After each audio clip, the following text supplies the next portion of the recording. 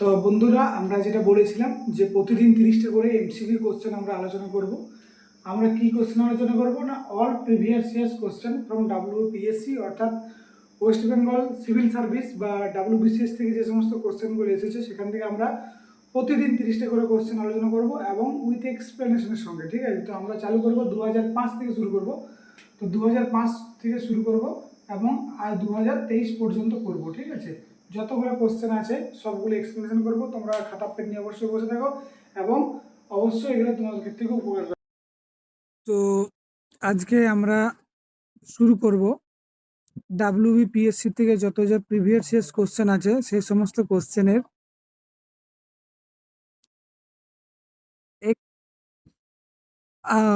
তাহলে আমরা আজকে শুরু করতে চলেছি all previous years question related to WBPSC with explanation. দেখো, আমরা প্রতিদিন কিন্তু 30টা করে কোশ্চেন করাবো। তোমরা অবশ্যই খাতা পেন নিয়ে বসবে এবং এই 30টা কোশ্চেনের যে এক্সপ্লেনেশন করব সেটা কিন্তু অবশ্যই খাতায় তুলে রাখবে। দেখো, বিভিন্ন পরীক্ষায় শুধুমাত্র যে ডাব্লিউবিপিএসসিতে আসবে তার কোনো কথা নয়, বা এসেছিল পরবর্তী কোশ্চেন আসবে না তার কথা নয়। সমস্ত পরীক্ষায় এই কোশ্চেনগুলো খুব ইম্পর্টেন্ট। তো চলো শুরু করা যাক। প্রথমের কোশ্চেন দেখো, প্রথমের কোশ্চেন দিয়েছে স্বরাজ পার্টি কে প্রতিষ্ঠা করে। ঠিক আছে, স্বরাজ পার্টির সভাপতির নাম বলেছে। তো এখানে অ্যান্সার করবে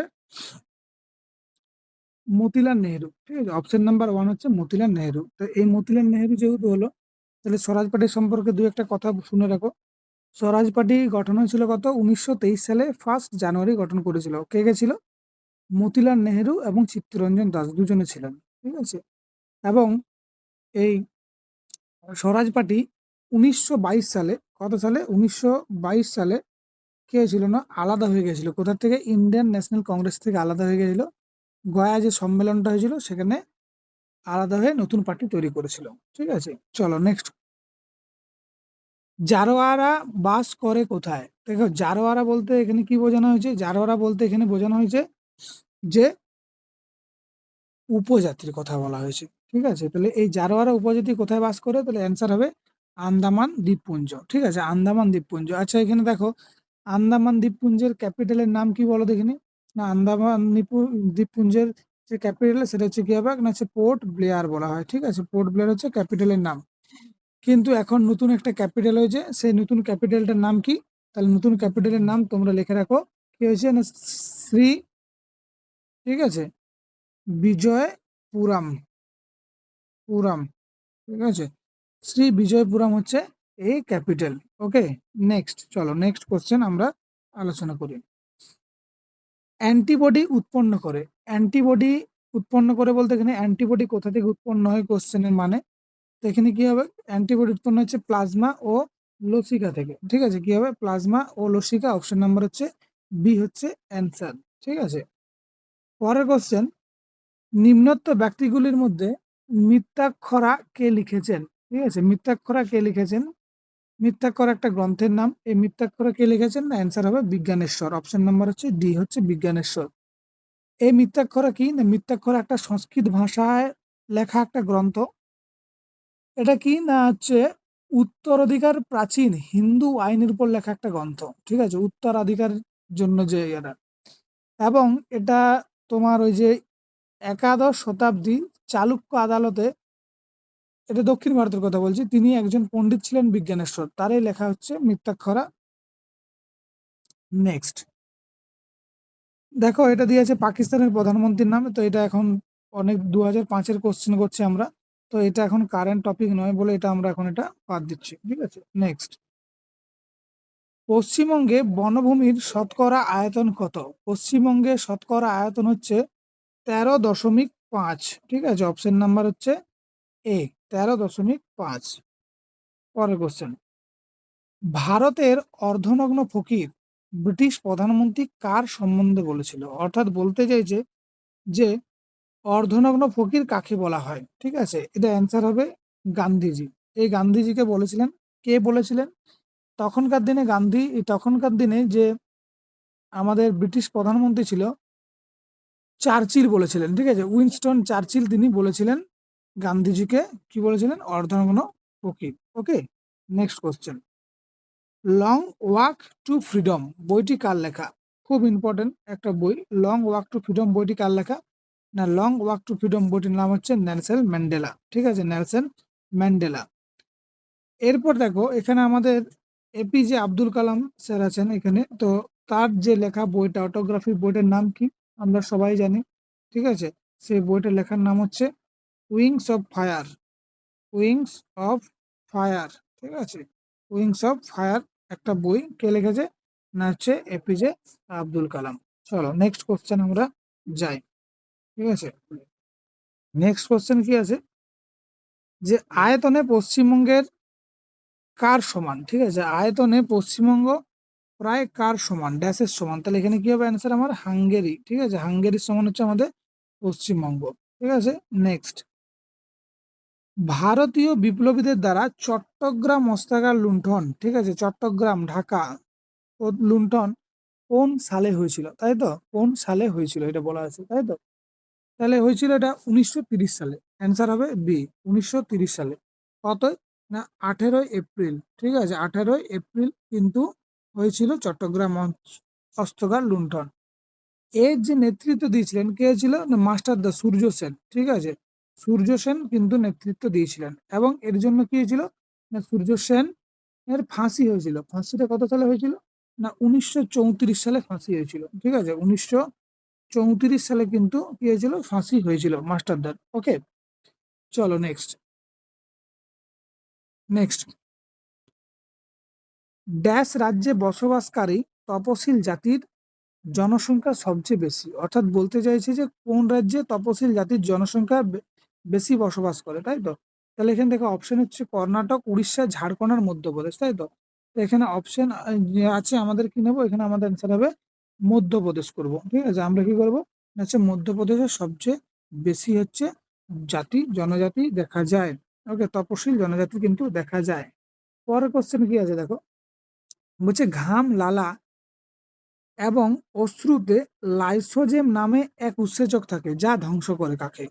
তাহলে বলছে ঘাম, লালা এবং অশ্রুতে, ঠিক আছে, কি থাকে? লাইসোজোম নামে একটা উৎসেচক থাকে। পরীক্ষায় কোশ্চেন তোমাকে ঘুরিয়ে এটাও দিতে পারে যে ঘাম, লালা, অশ্রুতে কি থাকে, তখন অ্যান্সার কি হবে? এখানে লাইসোজোম। আর এখানে দিয়ে আছে যে লাইসোজোম থাকে, সে কাকে ধ্বংস করে? অ্যান্সার কি করব আমরা? এটা হচ্ছে ব্যাকটেরিয়াকে ধ্বংস করে। লাইসোজোম কাকে ধ্বংস করে? না ব্যাকটেরিয়াকে কিন্তু ধ্বংস করে। চলো নেক্সট কোশ্চেন, প্রথম কে সর্বপ্রথম পোর্টফোলিও ব্যবস্থা প্রবর্তন করেছিলেন? পোর্টফোলিও ব্যবস্থা কে সর্বপ্রথম প্রবর্তন করেছিলেন? এটা অ্যান্সার করব আমরা। অপশনে কি দেওয়া আছে দেখি? অপশন দিয়েছে লর্ড ডালহৌসি, 2 নম্বর হচ্ছে Lord Canning, Lord Ripon, Lord Minto. তাহলে আমাদের কি করবো? অ্যান্সার হচ্ছে লর্ড ক্যানিং হবে আমাদের অ্যান্সার। পোর্টফোলিও, ঠিক আছে, কত সালে বলতে পারবে? 1861 সালে। ঠিক আছে, 1861 সালে সর্বপ্রথম পোর্টফোলিও চালু হয়েছিল। ঠিক আছে, চলো নেক্সট। পরের কোশ্চেন দেখো, কিতাব উল রাহেলা কে লিখেছিলেন? ঠিক আছে, কিতাব উল রাহেলা কে লিখেছিলেন? আমরা অপশনের দিকে যদি খেয়াল করি, ইবন বতুত, আল বেরুনি, হাসান নিজামি আর আবুল ফজল। ঠিক আছে, তাহলে অ্যান্সার হবে ইবন বতুতা। ঠিক আছে, ইবন বতুতা। তাহলে ইবন বতুতা কোথা থেকে এসেছিল? না হচ্ছে মরক্কো থেকে এসেছিল। ঠিক আছে, মরক্কো থেকে তিনি এসেছিলেন। কত সালে এসেছিলেন বলতে পারবে? 1333 সালে। ঠিক আছে, ইবন বতুতা মরক্কো থেকে এসেছিলেন 1333 সালে, তাই তো। এরপর দেখো, এরপর তিনি কার সমসাময়িক ছিলেন বলে দেখি? কার সময় এসেছিলেন? তিনি এসেছিলেন হচ্ছে মোহাম্মদ বিন তুগলুক। ঠিক আছে, বিন তুগলুক, যাকে সবাই কি বলা হয়? যাকে পাগল রাজা বলা হয়। ঠিক আছে, মোহাম্মদ বিন তুগলুকের সময় এসেছিলেন। এ না, একটা হচ্ছে ইবন বতুত, এবং এটা একটা হচ্ছে ভ্রমণ কাহিনী কিন্তু। ঠিক আছে, এটা একটা হচ্ছে ভ্রমণ কাহিনী। ঠিক আছে, নেক্সট কোশ্চেন দেখো কি বলেছে, বেসিনের চুক্তি কোন বছর স্বাক্ষরিত হয়? বেসিনের চুক্তি কোন বছর স্বাক্ষরিত হয়? না বেসিনের চুক্তি স্বাক্ষরিত হয়েছিল 1802 সালে স্বাক্ষরিত হয়। ঠিক আছে, তাহলে অ্যান্সার হবে সি, 1802 সালে বেসিনের চুক্তি কিন্তু আমাদের স্বাক্ষরিত হয়েছিল। কার কার মধ্যে হয়েছিল?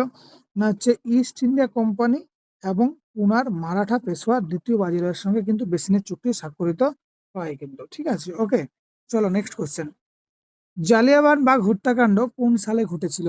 এটা আমরা সবাই জানি। ঠিক আছে, ইতিহাসের একটা উম, উম, খুব গুরুত্বপূর্ণ ঘটনা জালিয়ানবাগ হত্যাকাণ্ড।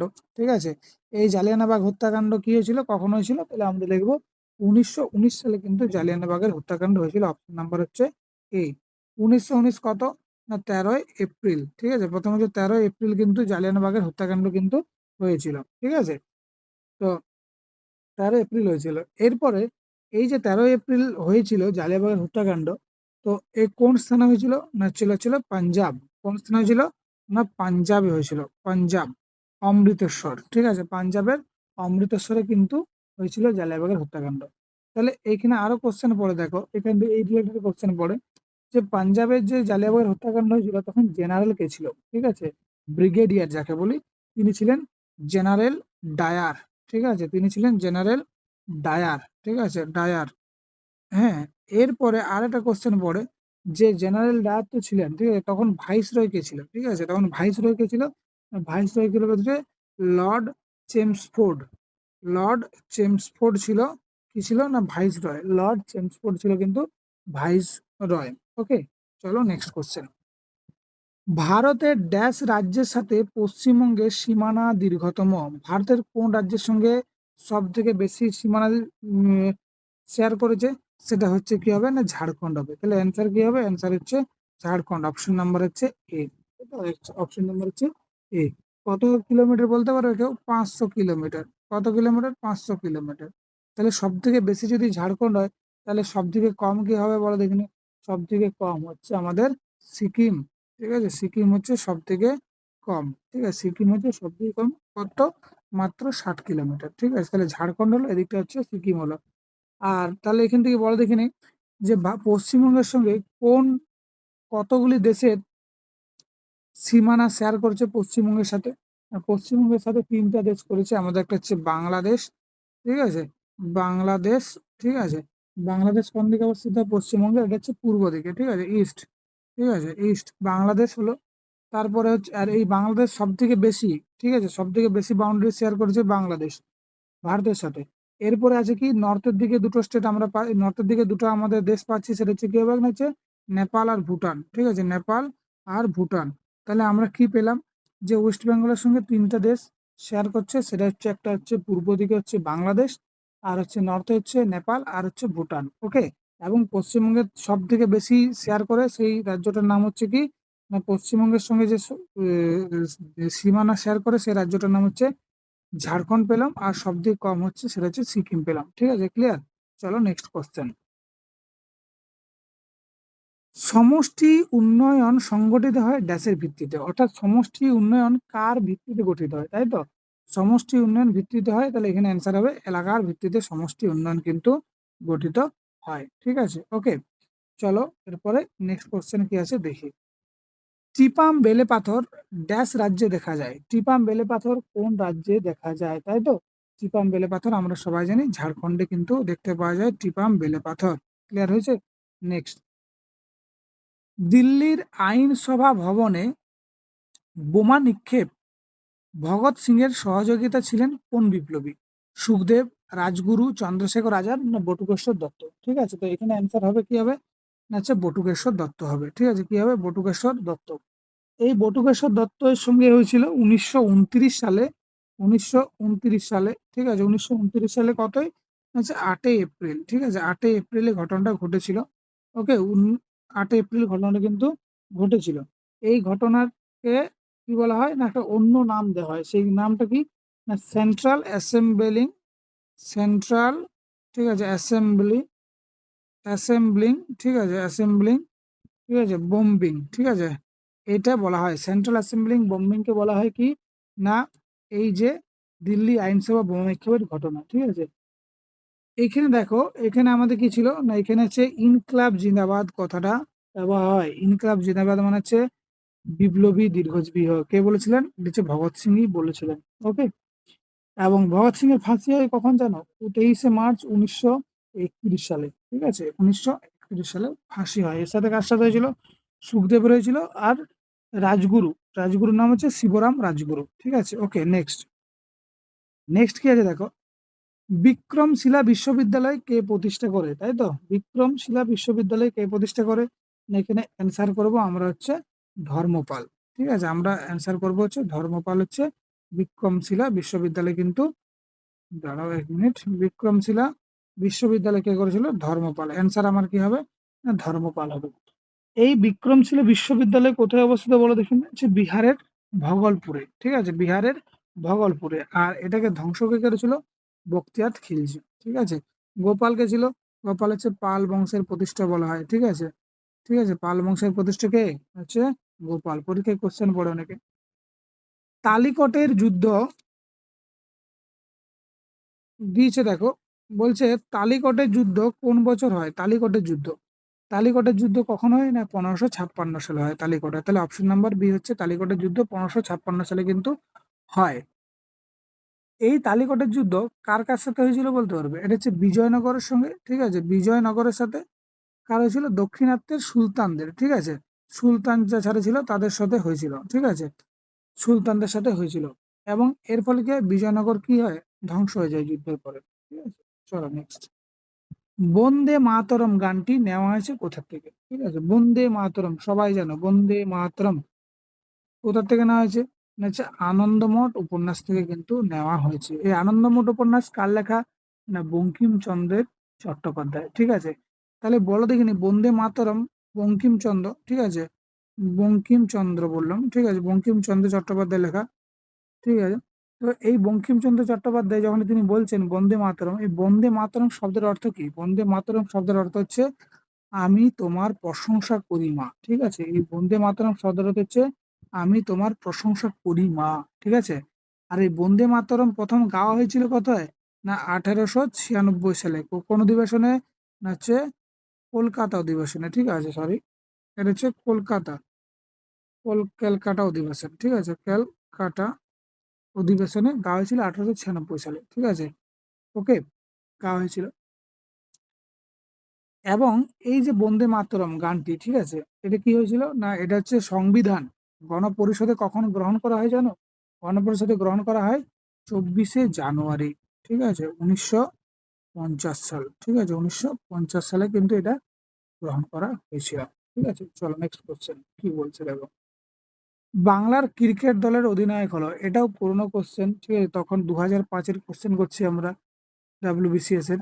তো তখন তো এরকম থাকে না, তাহলে তখন কে ছিল? এখনকার যদি হয়, এখন আছে বোধহয় অভিমন্যু, কি নামটা? ঈশ্বরন। ঠিক আছে, অভিমন্যু ঈশ্বরন। ঠিক আছে, অভিমন্যু ঈশ্বরন এখন। ঠিক আছে, এই হচ্ছে বাংলা ক্রিকেট দলের এখন অধিনায়ক, তিনি কিন্তু আছেন। ঠিক আছে, পরের কোশ্চেন দেখো, বলছে ভারতে 14টি প্রধান বাণিজ্যিক ব্যাংককে কোন সালে জাতীয়করণ করা হয়েছিল? ভারতে যে 14টা ব্যাংক ছিল সেটা কোন সালে জাতীয়করণ করা হয়েছিল? খুব ইম্পর্টেন্ট কোশ্চেন। তো অ্যান্সার হবে 1969 সালে হয়েছিল। ঠিক আছে, 1969 সালে হয়েছিল। এই যে 14টা ব্যাংককে বাণিজ্যকরণ করা হয়েছিল, একটা কমিটি ছিল, সেই কমিটিদের নাম কি হবে? না হচ্ছে কমিটিদের নাম হচ্ছে নরসিংহ কমিটি। ঠিক আছে, নরসিংহ কমিটি। ঠিক আছে, নরসিংহ কমিটি। এই নরসিংহ কমিটির মাধ্যমেই 14টা ব্যাংকে কি করা হয়েছিল? না হচ্ছে জাতীয়করণ করা হয়েছিল। তাহলে এই 14টা ব্যাংকে যখন জাতীয়করণ করেছিল তখন বলো দেখিনি পিএম কে ছিল আমাদের?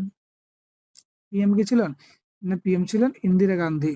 ইন্দিরা গান্ধী ছিলেন হচ্ছে কি? না হচ্ছে পিএম। ক্লিয়ার হয়েছে 14টা। এবং এখানে একটা কোশ্চেন পড়ে তোমাদের, যে এই যে 14টা ব্যাংক বাণিজ্যকরণ করা হয়েছিল কোন পঞ্চবার্ষিকী পরিকল্পনার দ্বারা? ঠিক আছে, তো অ্যান্সার করবে এটা কি হবে? না চতুর্থ। ঠিক আছে, চতুর্থ পঞ্চবার্ষিকী পরিকল্পনার দ্বারা এটা কিন্তু হয়েছিল। ক্লিয়ার হয়েছে, নেক্সট।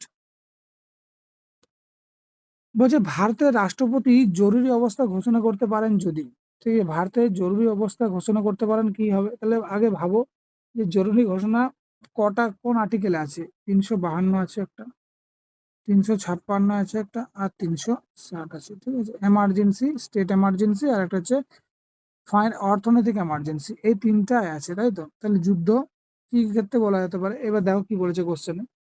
কোশ্চেনে বলা আছে যুদ্ধ অথবা যুদ্ধর ভয়। ঠিক আছে, ওকে, সাংবিধানিক ব্যবস্থার ব্যর্থতা, ওকে, আর্থিক অস্থিরতা, যে কোনো তিনটি। তাহলে যে কোনো তিনটি হবে এখানে, তাই না? তিনটাই আমাদের ফুলফিল হচ্ছে। ঠিক আছে, তো কে করতে পারে? এটা হচ্ছে রাষ্ট্রপতি কিন্তু অবশ্যই করতে পারে। ঠিক আছে, কোন কোন ক্ষেত্রে হতে পারে তোমরা যদি বলো, তাহলে কি করতে হতে পারে? প্রথম হচ্ছে যুদ্ধ। ঠিক আছে, যুদ্ধ এবং বহিরাগত অগ্রাসন। ঠিক আছে, 1 নম্বর। সশস্ত্র বিদ্রোহ হতে পারে। আর কি হতে পারে? অভ্যন্তরীণ গোলযোগ হতে পারে, ঠিক আছে? এবং আর্থিক স্থিতিশীলতা, যে কোনো জিনিসই কিন্তু হতে পারে। ওকে, পরের কোশ্চেন দিয়েছে, শিক্ষা অপেক্ষা করিতে পারে, ঠিক আছে, কিন্তু স্বরাজ নয়, কার উক্তি? ঠিক আছে, শিক্ষা অপেক্ষা করতে পারে কিন্তু স্বরাজ নয়, কে বলেছিলেন? অ্যান্সার হবে এখানে হচ্ছে মোহনদাস করমচাঁদ গান্ধী। ঠিক আছে, গান্ধী বলেছিলেন শিক্ষা অপেক্ষা করতে পারে কিন্তু স্বরাজ নয়। ঠিক আছে, ওকে, নেক্সট কোশ্চেন দেখো। পরের কোশ্চেন দিয়েছে, কার আদেশে মহাভারত, ঠিক আছে, কার আদেশে মহাভারত বাংলায় অনুদিত হয়েছিল? কার আদেশে মহাভারত বাংলায় অনুদিত হয়েছিল? অ্যান্সার হবে আলাউদ্দিন হোসেন শাহ। আলাউদ্দিন হোসেন শাহর নির্দেশেই কি হয়েছিল? মহাভারত বাংলায় অনুদিত করেছিলেন। ঠিক আছে, ওকে, পরের কোশ্চেন দেখো। বলছে দ্বি জাতি তত্ত্বের জনক কে ছিলেন? দ্বি জাতি তত্ত্বের জনক কে ছিলেন? না, দ্বি জাতি তত্ত্বের কাছে স্যার সৈয়দ আহমদ খান। ঠিক আছে, তিনি ছিলেন দ্বি জাতি তত্ত্বের জনক। ঠিক আছে, তো এই যে দ্বি জাতিতত্ত্বের জনক স্যার সৈয়দ আহমদ ছিলেন, এর থেকে আমরা কি কোশ্চেন হতে পারে? যে আলীগড়, ঠিক আছে, আলীগড় আন্দোলন যে হয়েছিল না, আলীগড় আন্দোলন, সে আলীগড় আন্দোলনের কি ছিলেন? জনক কাকে বলা হয়? স্যার সৈয়দ আহমদ খানকে বলা হয়। ঠিক আছে, এবং তিনি কি করেছিলেন? না 1875, ঠিক আছে, 1875 কি করেছিলেন? না অ্যাংলো ওরিয়েন্টেড কলেজ যেটা বলেছিলেন সেটা তিনি কি করেছিলেন? স্থাপন করেছিলেন। ঠিক আছে, অ্যাংলো ওরিয়েন্টেড কলেজ তিনি কি করেছিলেন? স্থাপন করেছিলেন। ওকে, পরের কোশ্চেন দেখো। 1857 সালে, 1857 সময়, ঠিক আছে, বিদ্রোহের সময় ভারতবর্ষের গভর্নর জেনারেল কে ছিলেন? 1857 সময় ভারতের গভর্নর জেনারেল কে ছিলেন? সবাই জানি আমরা, কে ছিল? লর্ড ক্যানিং ছিলেন হচ্ছে ভারতের গভর্নর জেনারেল। ঠিক আছে, তিনি ছিলেন ওকে।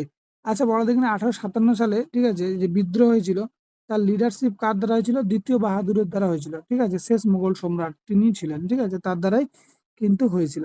তো এই ছিল 30টা কোশ্চেন তোমাদের। ঠিক আছে, আশা করি 30টা কোশ্চেন তোমাদের খুব উপকার হবে। তোমরা এগুলো খাতা পেন নিয়ে বসো এবং যতগুলো কথা বললাম সবগুলোই খাতায় লিখে রাখো, দেখবে 50টার উপরে কোশ্চেন হয়ে গেছে এর নিয়ে। তো তোমরা এটা সবাই ভালো করে করো ক্লাসটা।